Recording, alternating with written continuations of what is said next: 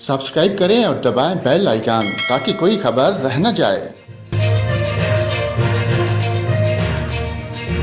और नाज़रीन, आपको बताएं, दरिया रावी में बारिश से पानी छोड़े जाने के बाद सलाबी रेला आज नारोवाल में रजिस्टर के मकाम पर पहुंचेगा।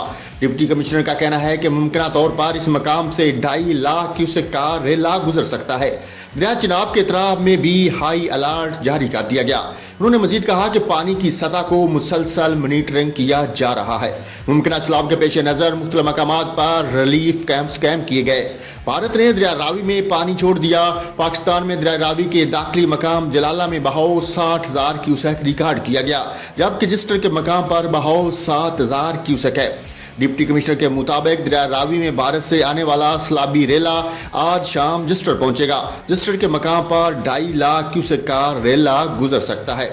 जलाला, नीनाकोट और बीको चाक के मकामात पर फ्लड मॉनिटरिंग की जा रही है। 9 मकामात पर फ्लड रिलीफ कैंप कायम कर दिए गए हैं। दरिया रावी कमालिया में पानी की सतह में इजाफा हो रहा है।